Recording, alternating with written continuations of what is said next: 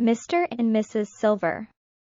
Warning: the following chapter contains a bit of violence. Nova. I raise my head, realizing that the heart in the bucket has stopped, and just then Emelina walks into the room. She walks up to the bed, and then I hear Aries' heart beating in his chest. I sit up, tears blurring my vision as a sob escapes my mouth. It worked. It really worked. I brush his hair back using my fingers, softly calling him, but my voice breaks and I freeze as his face suddenly contorts in pain. What's happening to him? I ask Emelina as he starts writhing in the bed, tears coming out of his eyes, but she just stretches her hand, gesturing for me to get away from him, but I don't move. I don't understand. Why is he doing this? What's happening to High Dash? I start to ask again, taking his hand, but startle as he lets out a frightening growl. Before his eyes snap open, he starts screaming and jumping off the bed, and I flinch as he falls on his knees on the floor, clutching his head. I clamp my hand over my mouth, muffling a sob as I step forward, but a hand catches hold of my arm and I turn my head to find Emelina. Let him be, she warns, and I look at her, about to tell her to let me go, but just then his father bursts through the door. What's happening to High Dash? I start to ask him, but a scream escapes my mouth as he fully transforms and throws the bed on the other side of the room, continuing to growl. Atticus. His father calls out to him, his voice inhumane as he takes cautious steps forward while the beast in front of him looks like it's losing its mind. I have never seen a real live Lycan before. I've only seen it on TV and in books, but they do it no justice. The half-man, half-wolf-looking beast tours over us on two legs. It looks angry, and I'm scared, but I find it beautiful with its shiny silver fur and stormy silver eyes. It's okay, son, you're okay, his father says. And for a moment it looks like it's listening, but suddenly growls. Charging forward, I scream as his father starts to transform, but next, all I see is black smoke and it goes dark for a moment. Growls that are starting to turn to screams are all that can be heard, and I realize Emelina did that.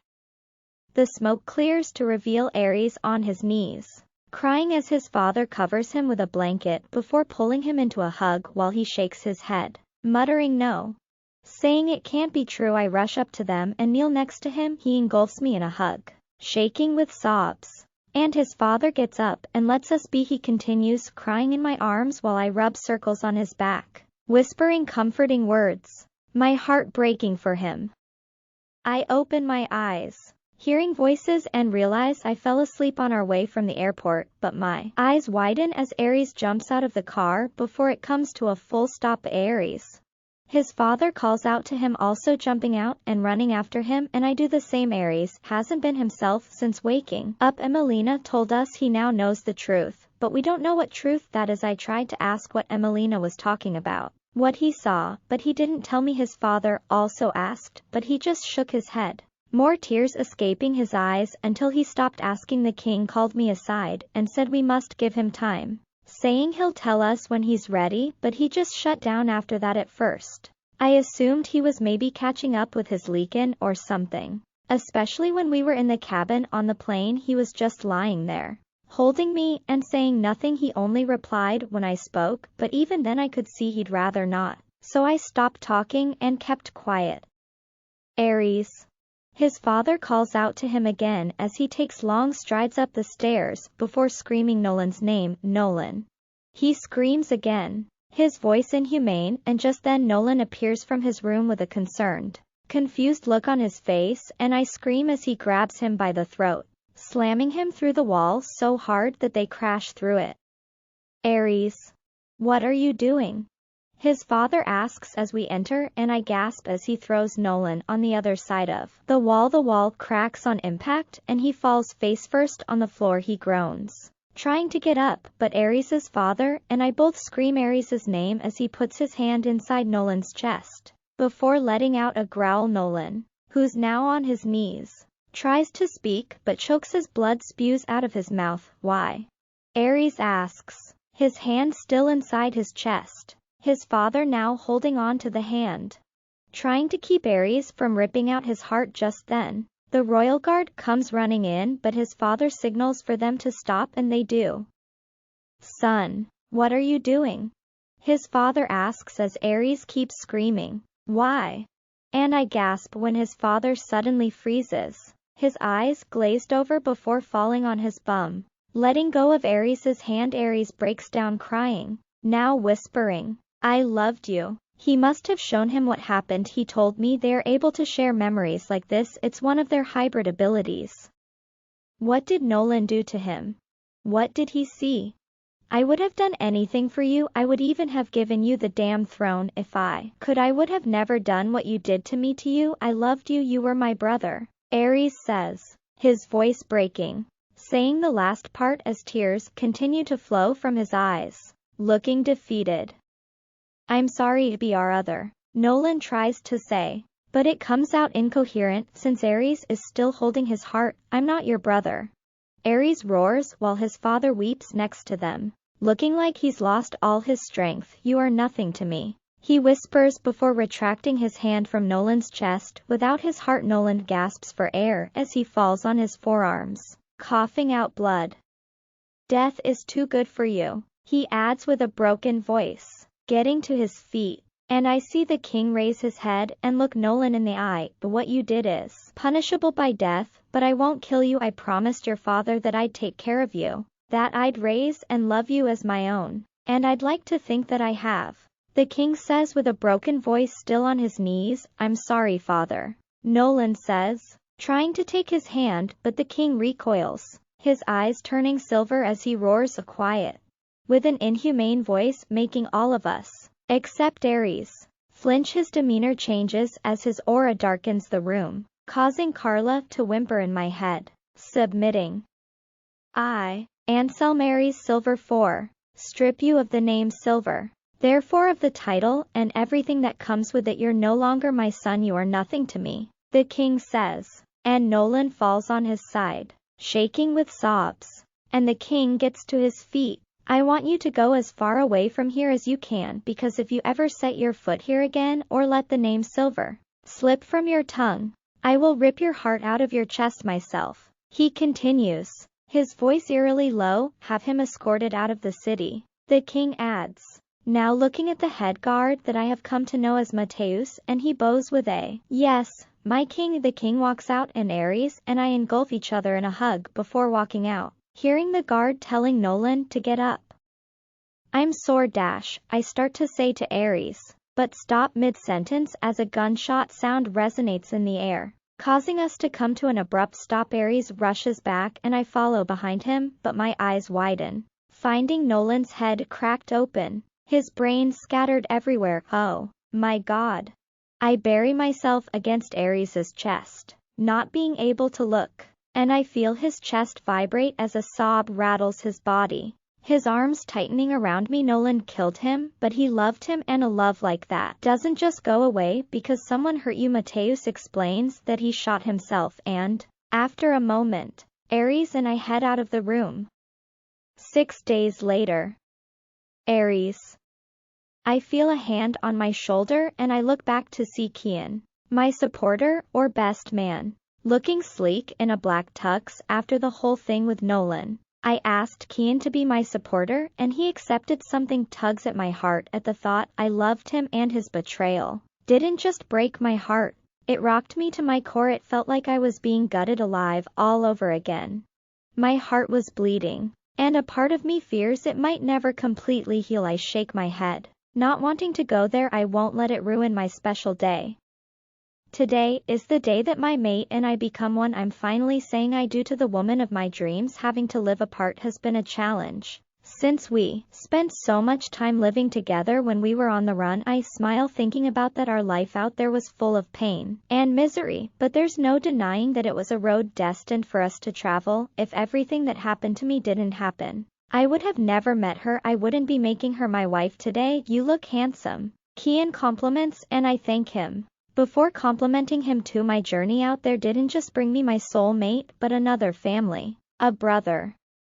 We chose a royal church here in Silvera for our wedding venue cause we wanted everyone to be present at our wedding, not just the elite. When Nova and I were on the run, it was the poor that gave us shelter.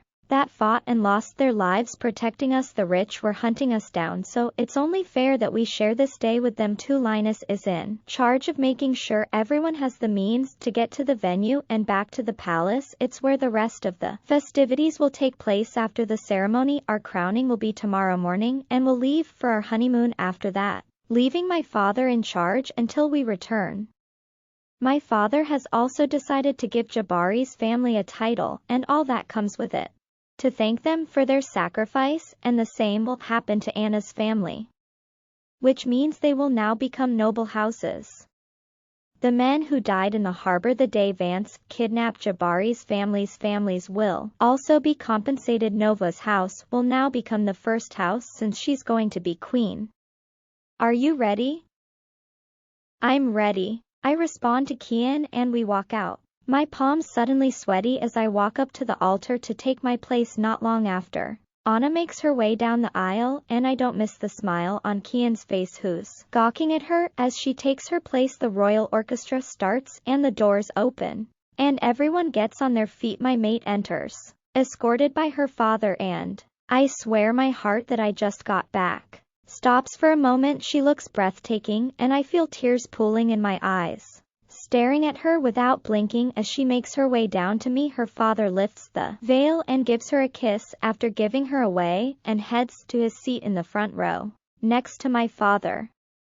Breathe, she whispers, smiling at me, her eyes gleaming with tears, and I do as she says, realizing I stopped the moment she walked in. You're so beautiful, I tell her, my voice not sounding like my own, and she tells me I'm beautiful too. A few tears falling from her eyes, we take each other's hands, mine trembling as a traitorous tear rolls down my cheek. The priest starts by telling everyone why they have gathered here, but I don't hear anything after that as I start to get lost in my mate's eyes. I'm snapped out of the trance by her sweet chuckle, and I realize the pastor is waiting for me to say my vows. After exchanging our vows, Kian hands over the rings, more tears escaping my eyes as I slide the ring onto her finger. Before she does the same to me, the pastor pronounces us man and wife, and the hall erupts into the loudest cheers I've ever heard as we connect our lips for the first time as Mr. and Mrs. Silver, huntress or mate. Excerpt. Hudson turns on the engine since our car's in front, but I gasp when the headlights shine on a huge gray wolf standing in front of the car. We all freeze looking at it, and just then, others come snarling out of the shadows. A howl cuts through the night sky, causing me to snap my head to the right, and my eyes widen, seeing more pouring over the walls. We reach for our weapons, and they jump onto the car, attacking us. The windscreen shatters on impact, and my door opens, causing me to fall out, calling out for Hudson as he gets ripped through the window. I get up and pick up my crossbow, but it slips out of my hand and drops to the ground as the headless body of one of our men falls to the ground in front of me. I drop to my knees, paralyzed by fear, before gathering myself and crawling underneath the car, my heart drumming against my ears. I have never seen these many beasts in my life. There are screams, gunshots, and growls everywhere, and I tremble with tears streaming down my cheeks as I watch people I love drop dead around me. Blood and gore are everywhere as they get mauled by the beasts. I don't know how we ever thought we stood a chance. We are no match for these things. My mother's face flashes in front of my eyes, and I cover my ears, not able to listen to the screams and growls anymore. The car I'm under shakes as though going to crush me as someone climbs inside, and I start audibly crying, recognizing Ace's voice. No, no, please, he screams as he gets torn apart, and I pee myself, my hands not blocking out the horrifying sounds, no matter how hard I press them against my ears. God, please help us. Just then, I'm ripped out from underneath the car. I scream, taking out my knife and stabbing the beast in the head, causing it to let go, but another one bites me on the shoulder and throws me across the field, where I land miserably on my side. I groan, dizzy, and the growls faint as I try to regain my senses, but I let out a scream as one severs my leg while one charges at my face as if they want to rip me in two. My arms fly to my face and my life flashes in front of my eyes, knowing this is it, but another one comes out of nowhere and knocks it off just as it's about to land on me, and it lets out a whimper as it crashes to the ground. My savior lets out a ferocious growl, protectively standing over me, and its glowing eyes as it looks back at me are the last thing I see before darkness takes over.